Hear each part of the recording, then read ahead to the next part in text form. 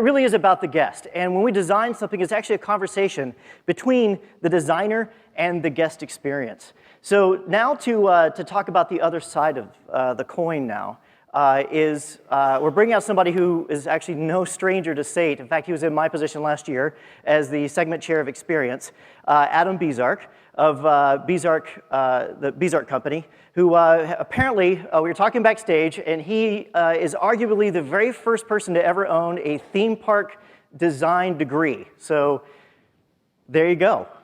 He's been in it for a while. He said he started off as a young pup designing some attractions like Illuminations and T2, Jurassic Park, and then grew into the Bezark company, which is now taking on new classics, such as attractions over in Shanghai Disney, as well as Independence Hall in Philadelphia. So without any further ado, ladies and gentlemen, Adam Bezark. Hey! Hey! Yay! Hooray! I have a microphone. I have a clicker. Hi, guys. How y'all doing? Thank you, Corey. That was lovely. And that last talk was amazing because it's about the audience. And we're going to talk about the exact opposite. We're going to be completely selfish and talk about ourselves this morning. Why not? It's something that we love to talk about. But I wanted to talk to all of you guys today a little bit about something that has been bugging me a lot. I told the guys that the name of this talk was The Penny. It's really not. That's not really what this talk is about at all. What's happening is I need your help because I'm going through something of an existential life crisis. It's been going on. It's just come on recently in the last 10 or 15 years, and I've been trying to figure out what's happening in my life, because the more I work, the more I seem to be delving into something that I never expected to delve into, or thinking about something I never thought about. And that's the weirdest thing. It's the thing called art. Art? What the hell? I don't know anything about art. I refuse to think about art. I'm not an artist. I'm not an artist. Damn it, I'm an entertainer. I'm that guy. I am not an artist. I'm that guy sitting on the wall. I'm arguably a Muppet, but I am not an artist. But somehow in the last few years, I kind of really never believed in art. When I was a kid, my parents could not take me to any museums. I would yell and scream and to be let out. The only exception in Chicago was the great Museum of Science and Industry with the horrifying Paul Bunyan exhibit. That's a whole other story I'll tell you guys about another time if you weren't at SATE a couple of years ago. And I remember even when I was a kid in high school, arguing with my English teachers that there is no such thing as symbolism in literature. That it doesn't exist. Looking at that, I think, well, maybe it kind of does. But at the time, I was like defiantly anti-art. I just wanted to have fun and put on shows. But something has kind of changed over time, and it's bugging me. And I think it has to do with the question of whether what we do is art, is the craft and the work of creating experiences, theme parks, museums. Is it just fun? Is it entertainment? Is it business? Is it just an extension of the marketing department? Are we just sort of, the baristas of creativity? I'll have a Soren to go with no foam, or are we really creating things that matter? And I don't know, so I need to talk to you guys about this and kind of work it out. And I suppose it kind of depends on what art is. Everybody has different ideas about what art is. Everyone has their own ideas about art. You're all too young to get that one. But everybody thinks differently about art. I'm not talking about goofy art. I'm talking about more serious art. I'm talking about the kind of art that lasts, the kind of experiences that last. Will people still be talking about what we do today, 500 years from now? Will they be studying it here at Carnegie Mellon? Will there be museum exhibits where people study what we've done and think about it seriously? Maybe. Especially the Raven Rabbits. If people aren't talking about that in museums, there's no God, right? But it's a puzzlement to me, and I don't really know. So, and the corollary to the question is, if what we're making is art, my God, does that make us artists? Is that possible? Because I'm not an artist, I'm just a clown. So how could what we do really matter? And this has been gnawing at me. And I think it gnaws at all of us to some extent. We don't really get to talk about the higher end of art in our business a lot. Maybe you highfalutin college kids do because you're here in a fancy university, but at work we kind of have an inferiority complex about ourselves that's pretty deep. We kind of imagine that we are way down on the art-o-meter of life. We're way, way at the bottom. And I think it's because we just don't take the time to think about it. We're so busy hitting ROIs and we're hitting capacity throughput that we don't really think about the work we're doing and what we're creating. And I guess the question is it possible that we might actually be able to take our place in the log flume of art and actually be able to sort of stand along with music and film and theater and be considered in that same way? And I've thought about this a lot, and I guess in order to understand that question, we have to know what art is, or better, more importantly, if we're trying to make great art, what makes great art great? So, not knowing anything about art and being completely ignorant, I did what any person would do. I went to the internet to try and Google what makes great art great. Big mistake there. The internet has a few opinions about it, and so it wasn't terribly helpful. But after going through 538 million answers, I found there was some consensus about what makes art great that might relate to us, and it's 4 or 5 things. It starts off with technique. It starts off with, if you're going to create great art, it has to be well done. Whether you're creating fine sculpture or rugged, raw stuff, it still has to be beautifully executed. The medium is important too, right? If you do something in an interesting medium, you can change it from junk to art. You can create the Mona Lisa out of coffee cups tinted with different amounts of cream to create pixels, and that could be considered art. But above that, once you get above the physical stuff, we talk about that in our world all the time. It's the sort of the emotional and mental side of art that's more interesting and challenging, and we wonder if it applies to us. Great art has a concept or an idea behind it. I loved Mondrian's painting, Broadway Boogie Woogie, when I was a kid, because it didn't make any sense until you told me the title, Broadway Boogie Woogie, and then I went, oh, it's streets and it's lights and it's a place, and suddenly an idea unfolded in my head from something that was just a bunch of lines and dots. And art also needs to be new. Art doesn't like repetition. It needs new life and new energy to keep it alive, and so do we. And most important, I think, art needs emotion. Without emotion, art is just like decoration on your wall. So if those things could apply to us, maybe that is something useful that we can take into our work. And so sort of look around in our industry and in our related industries, and there absolutely are examples of art in popular entertainment. My gosh, Cirque du Soleil changed all our lives. The first time you saw a rude circus turned into flying, amazing, abstract art.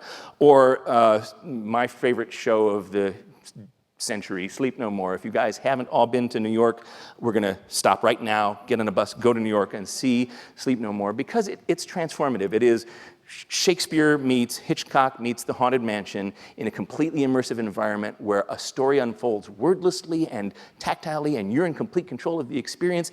It's a theme park meets theater, and it's completely art in every way. Probably the most powerful art experience I've had in the last year was going to Diagon Alley. I was completely unprepared for how beautiful that was going to be, and I actually had to walk away from my group and go in the corner and cry for a couple of minutes. You're kidding? You think I'm kidding, but I lost it. And it's because you can see lots of pictures of Harry Potter nerds. I'm not a Harry Potter nerd. I just couldn't believe the love, the pure amount of love that was seeping out of every window and brick in that place by friends of ours who had poured their hearts out to make that. And I instantly felt this kind of mix of pride and shame on us if we ever shoot for anything less beautiful than that for the rest of our lives. And the train is another piece of art because it's so brilliant. It's such a leap, a creative leap, to tie 2 theme parks together with a ride that tells a story and makes you buy a 2-day ticket. It's unbelievable genius in every conceivable way. So, and really, if you think about it, art in our business started right at the beginning.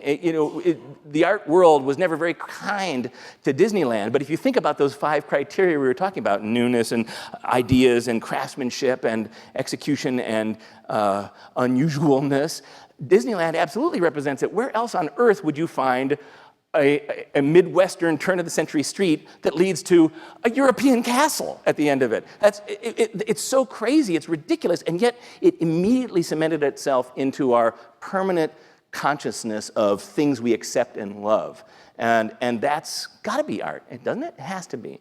In fact, it's so well established that it's now officially obtained the level of art by being parodied in Dismaland, which we're gonna, right after this, we're all going to London to go see Dismaland.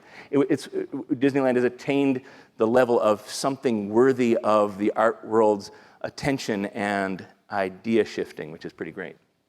So I think we can argue that what we do is art. I guess the question that we really want to ask ourselves, it doesn't really matter if anybody else calls it art or not. What really matters today, and the question I really came to ask is, can we do a better job of what we do if we think of what we do as art? If we treat ourselves like artists, will we be better creators?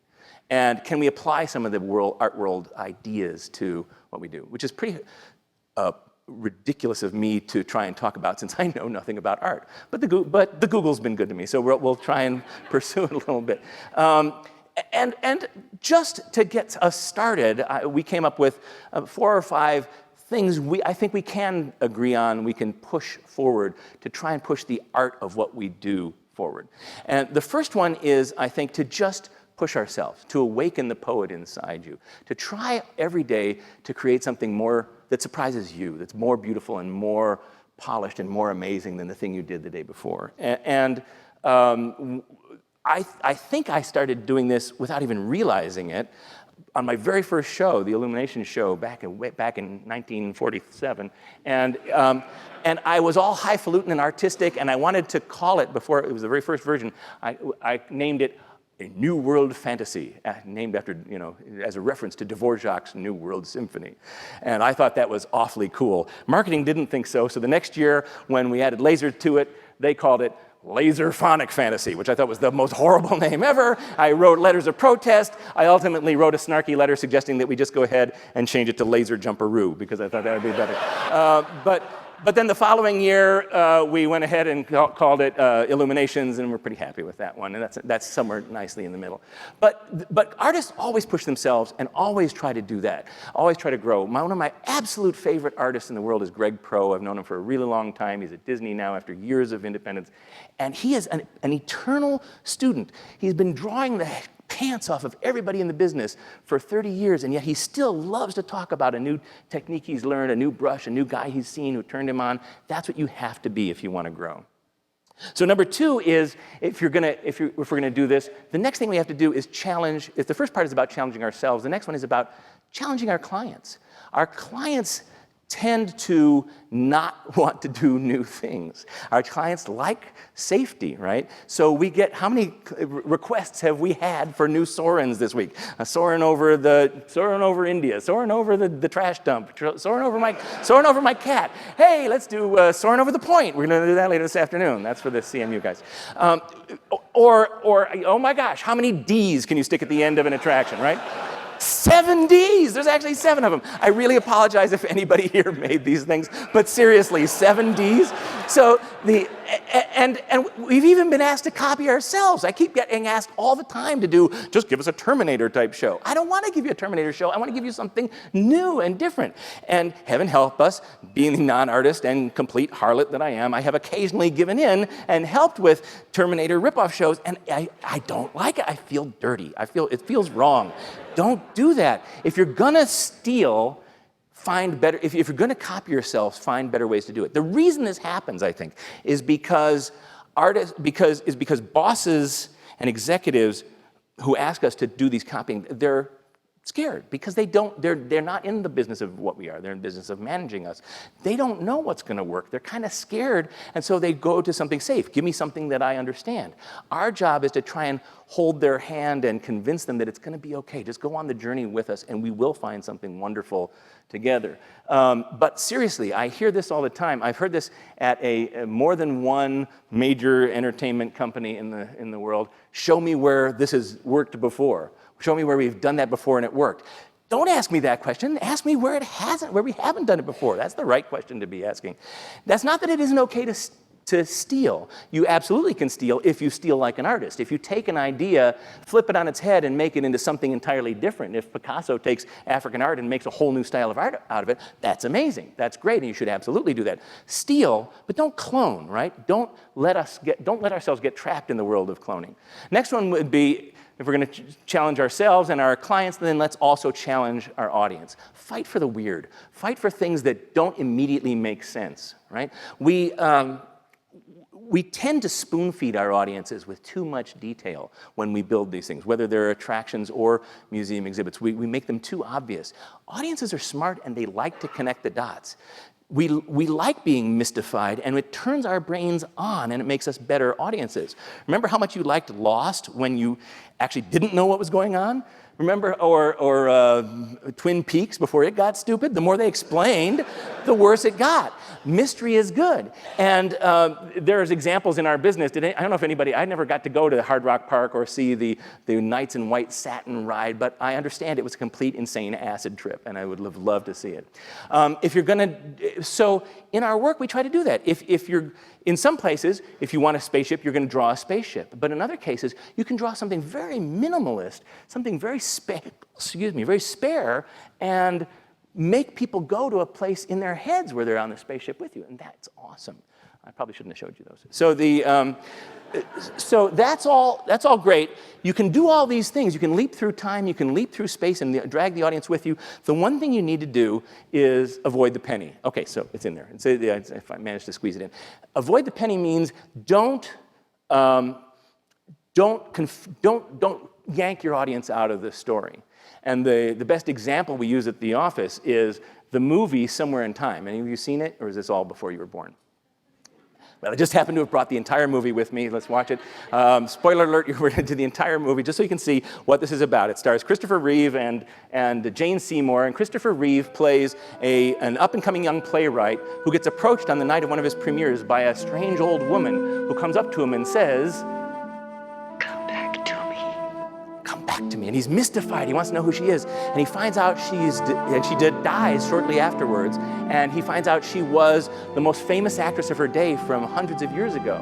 And he reasons that he can go back in time by completely eliminating every sign of the modern age, getting rid of all new technology, changing his clothes, changing his bedroom, and willing himself into the past so that he can actually go back in time and meet the woman of his dreams. And he does it. He actually goes back in time, meets her, has a romance, has adventures, takes off his hat.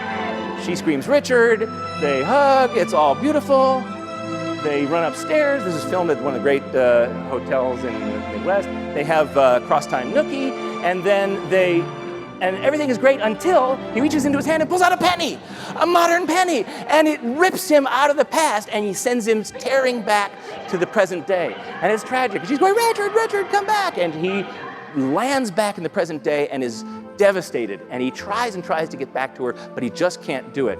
And he falls apart and eventually dies. He dies of a broken heart. And as he's dying, his body his soul leaves his body, and there she is waiting for him at the other end of eternity so they can be together forever. And that's why you need to avoid the penny. And by the way, if you want to steal like an artist, just be Jim Cameron, take that ending and stick it on the end of Titanic and make a bajillion dollars. That's the exact same ending, right? So the next one, real quick, I know we're running out of time. Next one is just thinking about how to do this work better. The important thing is not to work by committee. Collaboration doesn't mean committee. It doesn't mean everybody's the same. You all know that phrase.